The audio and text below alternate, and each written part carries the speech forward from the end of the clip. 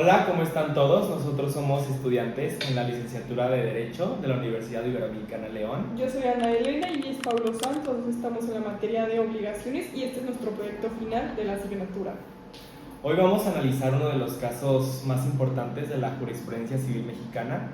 Es un tanto reciente que involucra tres de los temas que vimos durante todo el semestre, que uno de ellos es el hecho ilícito como fuente de las obligaciones, la responsabilidad civil extracontractual subjetiva y la reparación del daño moral.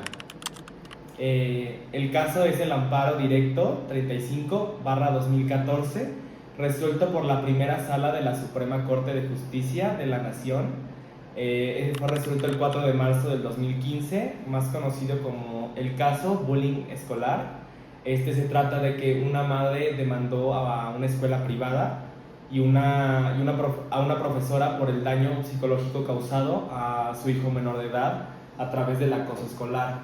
La Corte no solo resolvió el caso, sino que construyó todo un estándar jurídico completo que pues hoy se aplica en todo el país.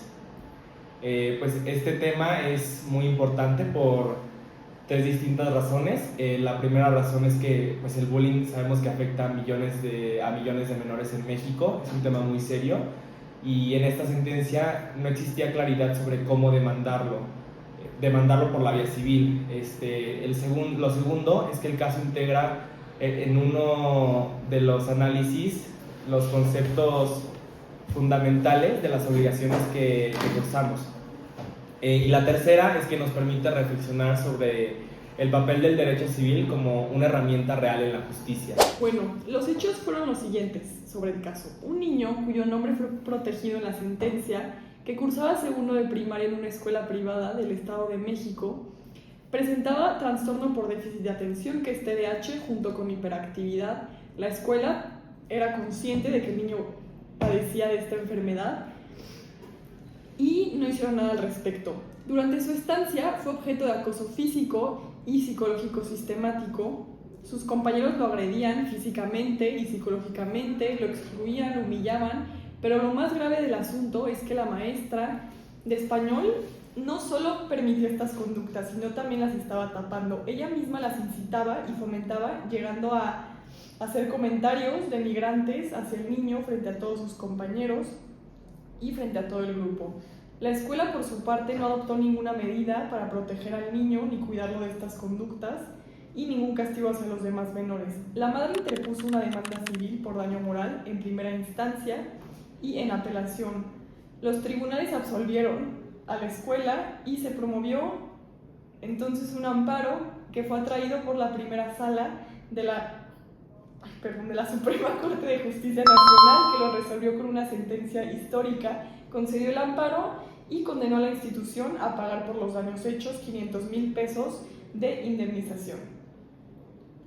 Pues el hecho ilícito como fuente de las obligaciones, para entender este caso necesitamos pues partir de una pregunta, que es ¿de dónde nace la obligación de indemnizar a la víctima, que en este caso es el niño?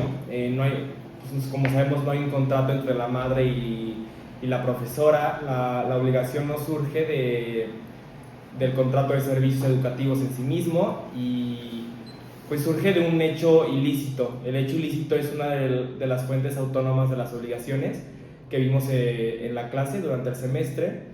Y a diferencia del contrato, aquí la obligación de indemnizar nace directamente de la ley como una consecuencia de una conducta, pues claro, antijurídica que causa el daño al otro. El artículo 1907 del Código Civil Federal y sus equivalentes en los códigos locales establece esta regla, que es que el que cause daño a otro por su culpa o negligencia está obligado a repararlo. Y pues esto es dentro de la responsabilidad civil es extracontractual subjetiva. Entran los cuatro elementos, y que la responsabilidad civil extracontractual subjetiva exige probar cuatro elementos. Primero es una conducta antijurídica, es decir, una acción u omisión que viole el ordenamiento de los deberes generales del cuidado. Y el segundo es culpa o negligencia, que es el elemento que la distingue de la responsabilidad objetiva. En la subjetiva, el daño solo genera responsabilidad si hubo dolo o al menos imprudencia. Pasamos al tercero, que en este caso es moral, y cuarto, el nexo causal, es decir, que el daño sea consecuencia directa de la conducta culposa. Y bueno, la Suprema Corte confirmó en esta sentencia que los casos de bullying son responsabilidad subjetiva, no objetiva, por lo que importa es la conducta concreta del agresor y la negligencia de la institución, en este caso en específico, no solamente el resultado dañoso. El daño moral y su reparación. El daño moral, como lo vimos en clase, es la afectación que sufre una persona en su dignidad, honor, integridad psicológica o emocional. Esta no se mide en dinero de forma exacta, lo que lo hace especialmente como más complejo, y nos hacemos una pregunta: ¿cómo se cuantifica el sufrimiento de un niño de esa edad? Pues en este caso la Corte utiliza una metodología que combina las dimensiones. Por un lado son dos dimensiones. El aspecto cualitativo, que es el derecho que fue afectado y qué tan grave es la afectación. Y por otro lado, que es el segundo, el aspecto cuantitativo o patrimonial, que son los gastos reales que el niño tiene que recibir, como las terapias, tratamientos, más los gastos futuros necesarios para la recuperación que pueden surgir. A eso se le suma pues el grado de responsabilidad de la institución y pues, claro, la capacidad económica que la institución tiene. Y también la familia, también se toma en cuenta. Y bueno, esta metodología es la que hoy aplican los tribunales civiles para cuantificar el daño moral en México.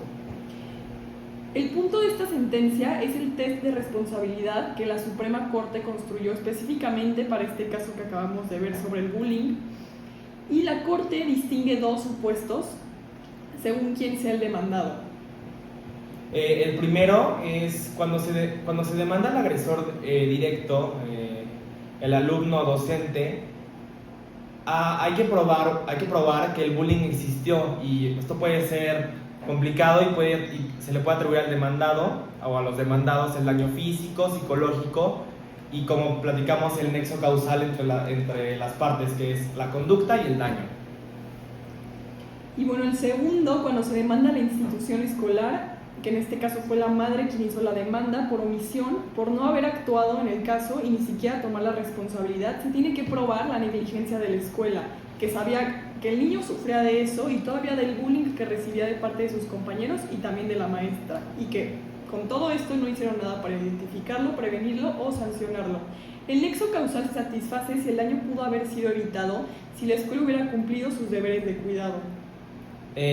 Otro punto muy relevante es el desplazamiento de la carga de la prueba.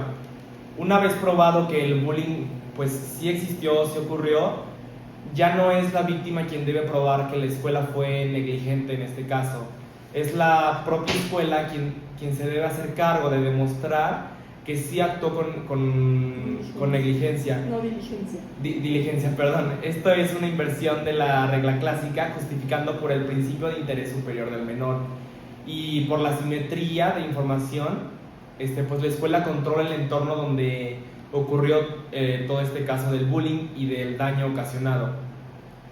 Y bueno, aplicando esto al caso, la Suprema Corte encontró que la profesora fue la que incitó activamente el acoso con los menores, lo que se convierte en un hecho ilícito doloso, y la escuela no adoptó ninguna medida, aunque ya conocían el estado del menor, que sufría TDAH, lo que puede ser negligencia grave. La condena fue de 500,000 pesos por el daño moral, y fue la cifra que la Corte justificó no solo como compensación, sino como señal para las instituciones educativas del país. Pues desde nuestra perspectiva, después de platicar mucho sobre el caso, investigar, este es un ejemplo perfecto, porque el derecho civil pues importa demasiado. Una madre no tenía más herramientas de la que le proporcionaba lo del Código Civil. No había un delito penal consumado, no había un reglamento escolar que la protegiera y pues, al niño menos. Solo el hecho ilícito, la culpa y el daño moral, eso fue suficiente para obtener justicia. Y bueno, creo que el desplazamiento de la carga de la prueba fue la decisión más importante dentro del caso y también es algo muy debatible. Podemos ver en este caso podemos ver que quien demanda tiene que probar lo sucedido, pero la Corte entendió que existen casos donde el demandado controla la información y la víctima es solo un menor vulnerable. En este caso, esta regla puede producir injusticia. Finalmente, este caso y la sentencia nos ponen una carencia normativa que sigue existiendo aquí en México. No tenemos una ley integral que regule la prevención y el combate al bullying con deberes claros para las escuelas específicamente, y la Suprema Corte tuvo que construir el estándar desde los principios generales.